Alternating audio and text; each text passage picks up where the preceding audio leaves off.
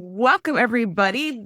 This episode, we're doing something a little different this episode. Normally, I am showcasing a lot of my business besties and new friends who are coaches.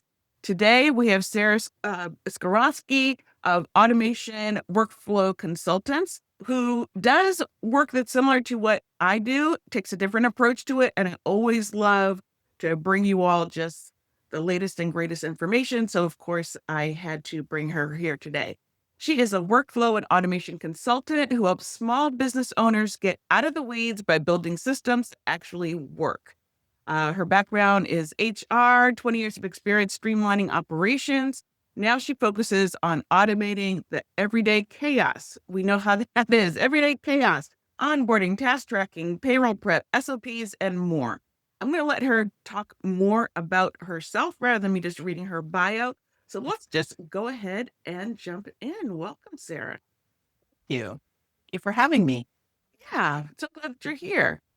Can you share more about what you do, who you serve? Just tell us more about you. Yeah, definitely. So I have actually been, like you said, I've been doing HR for over 20 years, probably 25 years at this point. And about 10 years ago, I left corporate HR and started my own consulting firm. And that firm is still in existence, but it focuses on very small, 30 or less employees, mainly virtual companies where the employees are all over the country. And shortly after I started that company, maybe 9 years ago, I was introduced to Zapier. And it just was fascinating to me. And I went all in and started automating everything I could in my own business.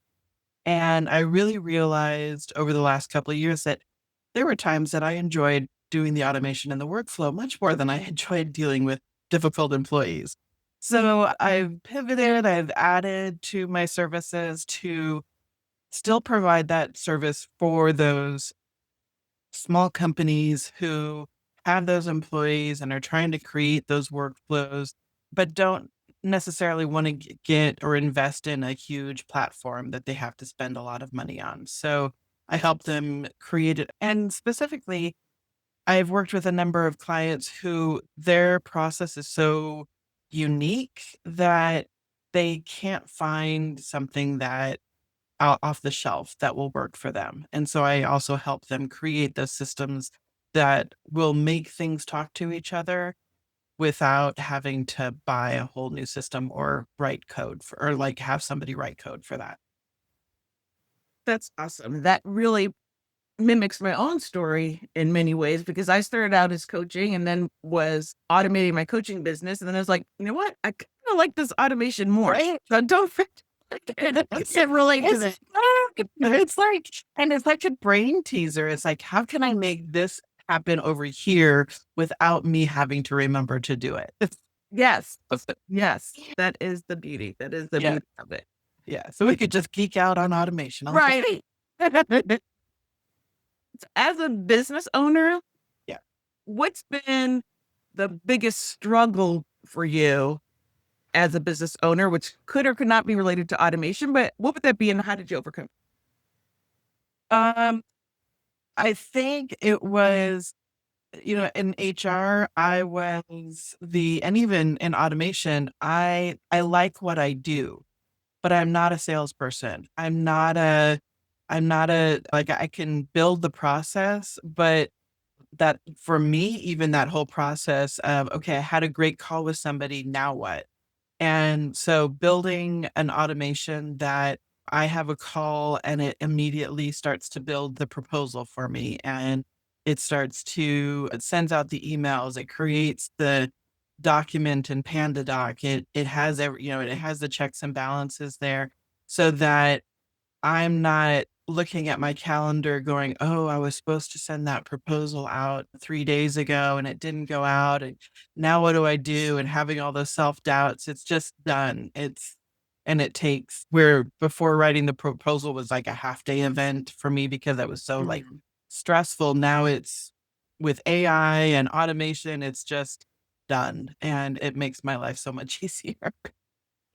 Easier and takes away the excuses. That is Takes away the excuses, yeah. It's Particularly for business owners, that's one of the places where business falls through the cracks is just getting a freaking proposal in the right. If they just get out there, and then also scheduling those follow-ups where you can schedule an email if you haven't heard back from them, or you can have an automatic reminder put on your calendar to reach out to them or call them. And those are, it's priceless.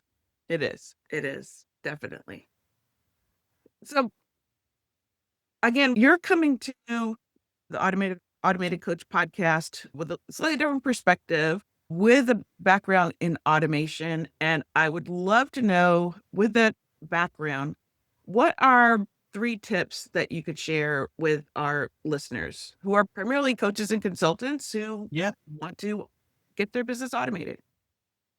I think the first thing is making sure you know what you want to automate and really documenting it. You have to know the process before you can automate the process, because otherwise you're just chasing your tail. It's like, if you just know what the end point is without knowing what all the steps are, you don't know where you are, where you can automate and where you do have to be the human in the loop, and how you can define that. So that's definitely one. Good, good. The second one, I think, is start simple. And I probably need to take my own advice on this, because sometimes I get so excited and I'm like, I wanted to do this and this and this. And then you get frustrated because it doesn't do that and you can't figure out why. But if you start with something simple and then build on that, and that's the great thing with automation, is that once you do one thing, that automation could actually be the trigger for the next thing. And so it doesn't have to be this behemoth, huge automation process. It could be a string of smaller ones that you loop together.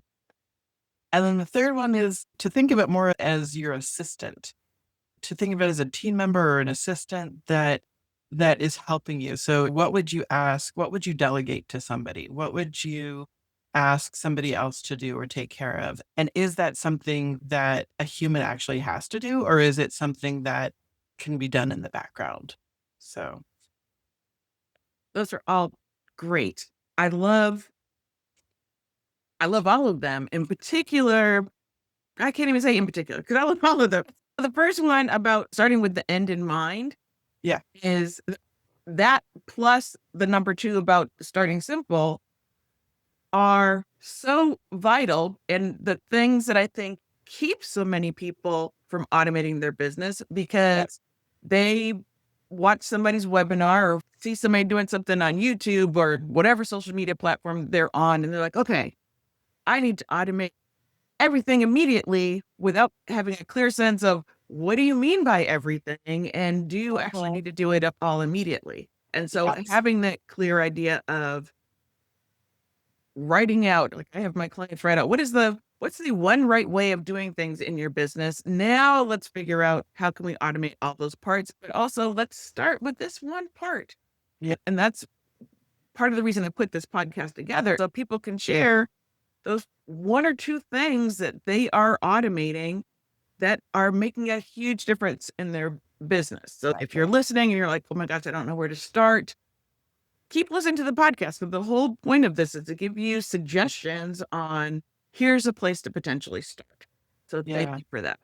Yeah, definitely. And sometimes you start at the beginning, to your point, it's like and I think both you and I have a process audit that we offer of, let's look at what your process is and let's go back to the beginning and really identify, is this something we can automate, or is this something that you need to have that human, and where can we go? And sometimes you can stick an automation in the middle as a Band-Aid for right now, but it is so helpful to have that process written out and know, okay, well, how did we get here? At least if you're sticking it in the middle, it's like, well, where is that data coming from? Because there's a dirty little secret that I don't know if you shared with your audience, but automations break sometimes. Shh, don't tell them. And sometimes it's because you put it in the middle somewhere and then you change the trigger. You change what happened before without thinking about, oh, this is going to affect these downstream things. And I've done this. I've totally done this. I did it the other day and I'm like, why isn't this triggering? And I went back and was like, oh, because I didn't make that one field required. And so I didn't fill it in and it didn't happen. So it is really important to know the whole process and beforehand. Right. So let's talk about your own business. I would love to know some of the strategies you use in your own business. You touched on it a bit with the proposals and so forth, Yep. but in general, what are some of the strategies you use to collect leads, to convert sales, and to support your clients? Yeah. So collecting leads, and I mean, I do a lot of things through networking. So I'm still doing a lot of soft leads. Don't have a lot of lead magnets out there. But in that, every time I meet with somebody, I put it into my database, and it depends on how I'm meeting them. So from a networking group, I download the list and it automates triggers an automation that uploads them into my contacts and puts tags on them. Or if people are emailing me, I use a tool called Ply that you can actually put buttons on different systems. So I use it in Gmail. And so I can click a button and I've defined what I want it to do, and it sends that information directly into my client opportunities database. Or in a lot of cases, as I'm doing the HR business still, it's putting those tasks into a task manager for me. So again, I don't have to retype everything. I just click a button and give it a couple bits of direction, and it sticks it over on the other side so that when it's time for me to sit and do my tasks, I have that all laid out for me.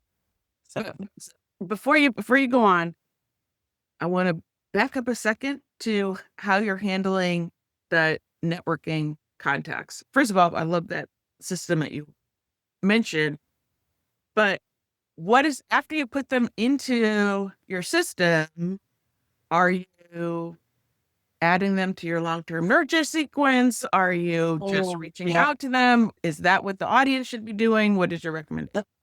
Well, for me, because everything is a high touch, I am for the networking people, I am putting them on a schedule to reach back out and schedule a second follow or to schedule an initial one-on-one call and then a follow-up call, and as well as putting them into my nurture sequence and starting to send emails out.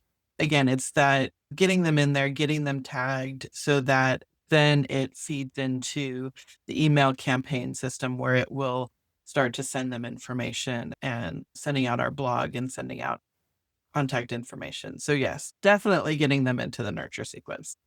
Yeah.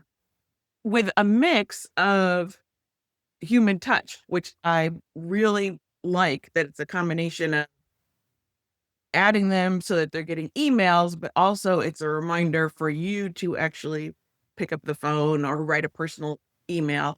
There's often that fear that automation is going to take the humanity out of the whole process, but it's just helping you not forget to do It's those helping me things. not forget, and it's helping me have more time to make those calls and to Exactly. schedule those calls. I mean, I used to spend the majority of my time just doing the work.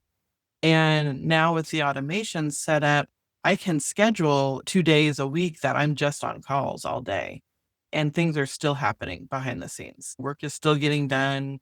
The emails are still going out. The contacts are still being made.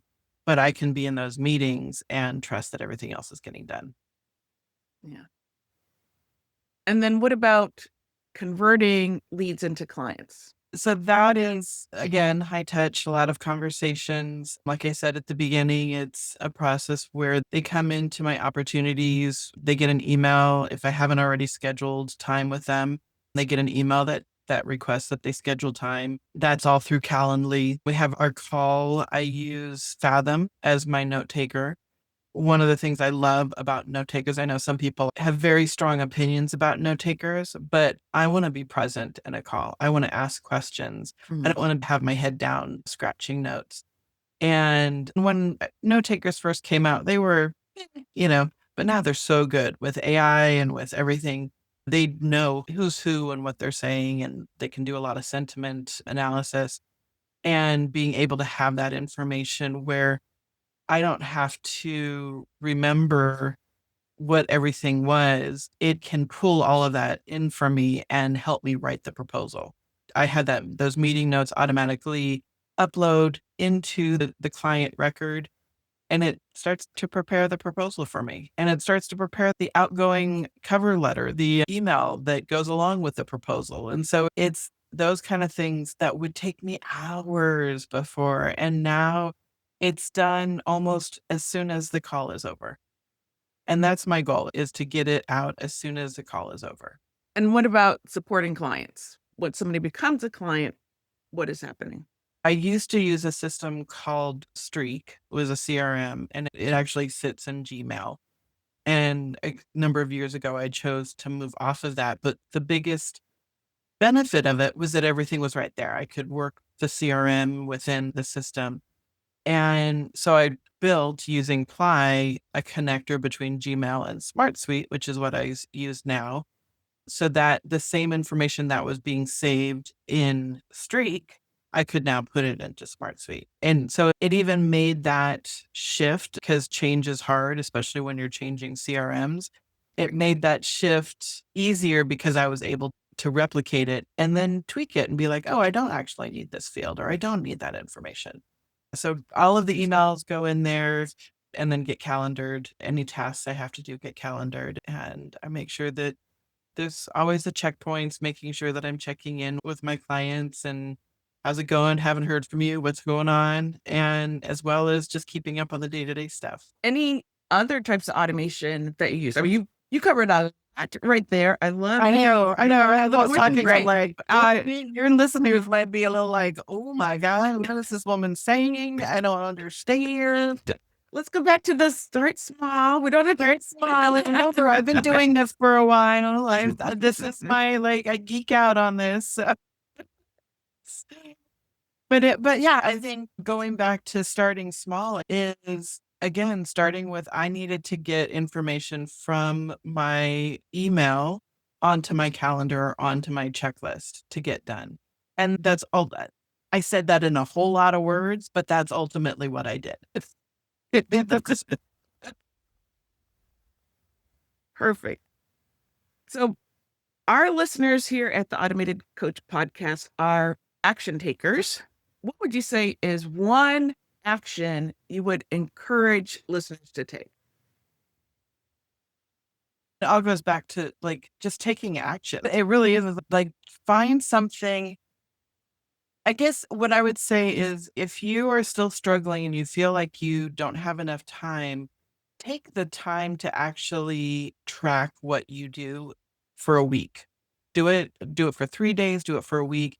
And there's, again, you can do it manually, where you just write it down on a piece of paper, or you can do it on some sort of system, on Excel or Google Sheets or whatever, but track everything you do for 3 to 5 days. And then you can look and see, what are the things that are busy work? Where are the places where you can actually automate something? Where is something that I spent 2 hours writing these emails? Why am I spending this much time on this? This is not a revenue generating item, but I don't think you can do that without sitting down and looking at what you're actually doing, because we get into this routine of, well, we're just going to, I'm just doing it. I'm just going through my day. I do it. And you don't even realize how much time you're spending on it till you actually write it down. So very non-automation, but I think you have to start somewhere. And I think that's a big thing where when I talk to people, it's, well, what do you do all day? And a lot of times they're like, well, I go to meetings and I answer emails, and it's like, yeah, how much time does that take? Let's really categorize this. Love it. I think that is helpful in general. Even if you're not ready to automate, start tracking your time and seeing, Yes, just like you said, how much time are you spending on those revenue generating activities versus just busy work? yes, Busy work is not the same as work that's going to bring in some money. yeah. This was great. Thank you so much for taking the time to come on the podcast. You dropped so many gems. I know that our listeners are going to want to stay in contact with you. So what are some of the ways that our listeners can find you online? I'm on LinkedIn, and it's a little mix of the HR and the automation. So don't get scared away. That is really me. You can also email me. I think I'm assuming my email information will be in the show notes. And I do have a a gift for everybody. Can I tell them about my gifts? Please do. So what I have for everybody is a Smart Ops starter pack, and it describes 3 top automations, things to look at. Again, starting small, looking at those things, as well as talking about a workflow audit. And then if you sign up for that, you can also get information about how to work with me as well. I hope people take advantage of that, and I would love to talk to your audience. I know they're going to want to talk to you. Can you do us a favor? Since they're looking for you on LinkedIn, can you spell your name so for the people that are listening and may not be going to the show notes so they can find you easily? And yes, of course. So my first name is Sara, Sara, and my last name Skowronski is Skowronski. Perfect. Thank you again, Sara. This was great. We appreciate you coming on the Automated Coach podcast. And This is fun. but I probably will have you on again because you dropped so many nuggets that have been beneficial. So thanks again. Thank you to our listeners, and we'll talk to you again next time.